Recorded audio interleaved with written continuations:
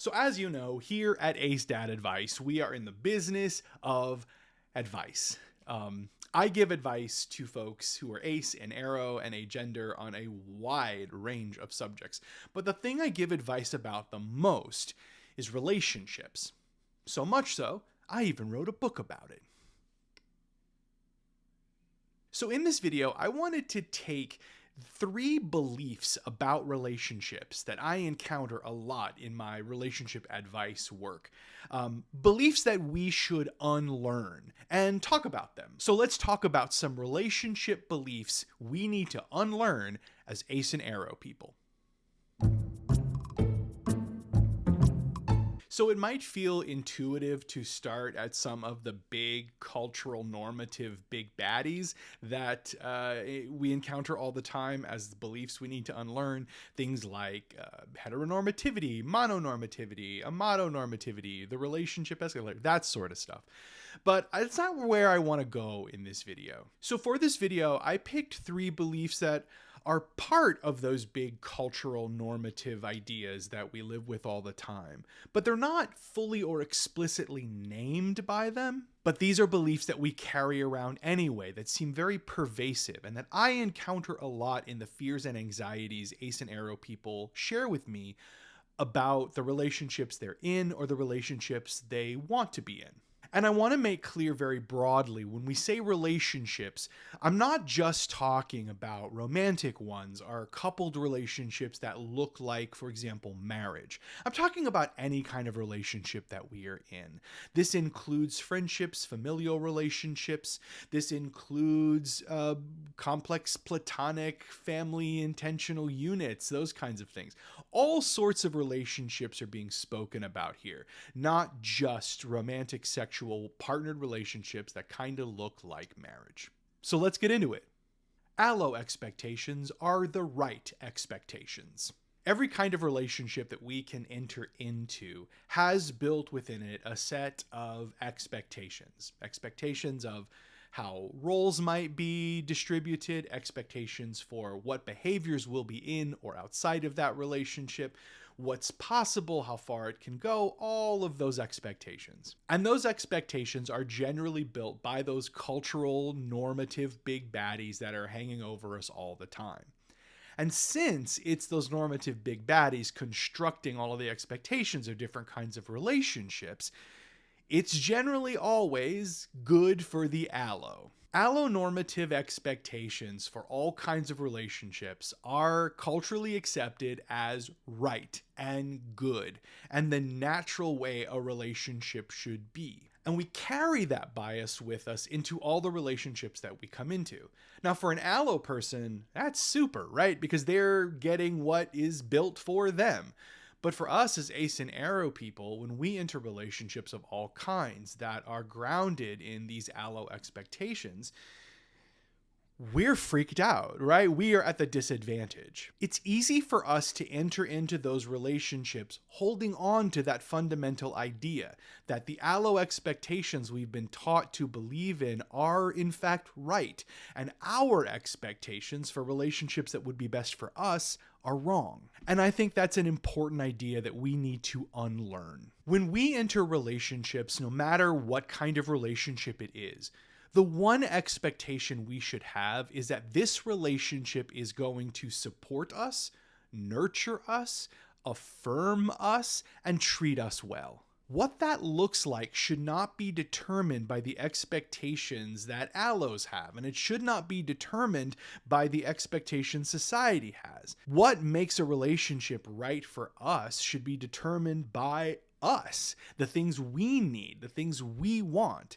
And we as ace and arrow people should hold those expectations, the ones that uplift and nurture us, as equally right to an expectation an allo partner has. And that to me is the important part. It's not about who's more right or more wrong or who's higher in rightness and lower in rightness. The idea is that no matter who we are, ace or allo, all of our expectations for a relationship that will support us and work for us are equally good. And we should come into relationships believing that we have the right and space to advocate for those things, And we should expect that a partner on the other side will listen to them, respect them, and if they want the relationship to work, do what they can to work with us to get to some place of compromise and mutual satisfaction. We have to change in order for relationships to work. If there is a belief that I encounter so often when people write to me about relationship troubles, this one is the one that comes up the most often. So many Ace and Arrow folks hold this belief that no matter what relationship they're getting into, no matter who's in it, no matter what the goals are for that relationship, there's a belief that the only way that that relationship will work is if the Ace or Allo person changes themselves. And of course, we all understand why this is the case. These are, again, the normative forces that are around us all the time, constructing a world in which the things we want, the things we are, the way we inhabit our bodies and minds and hearts as being wrong. Normativities construct a world in which we are broken, we are sick, we are in need of help of some kind. And it tells us all the time that the only way that we're going to fit into the world is if we are something different. So while it's a completely understandable belief, I think it is one that we absolutely need to unlearn and really consciously work at fighting against. Because when we go into relationships of any kind thinking that, well, the only way this is going to work, the only way this is going to last is if I change myself, what we do through that process of changing to make another person happy or changing to make a relationship succeed, we are giving away parts of ourselves. And so, sure, the relationship might bop along and putter through many years or whatever of existence. But if we have changed to make it work, we're not in it as our full, true selves. And what's the point of being in relationship with people if you don't get to show up as your full self? The real secret idea here is that you have the most successful relationships. You end up in relationships that thrive the most when you show up as your full, authentic self. When you ask for what you want, when you explain who you are without apology, when you live the fullness of you in a relationship with someone else, that's when you're going to get the relationship that works the best.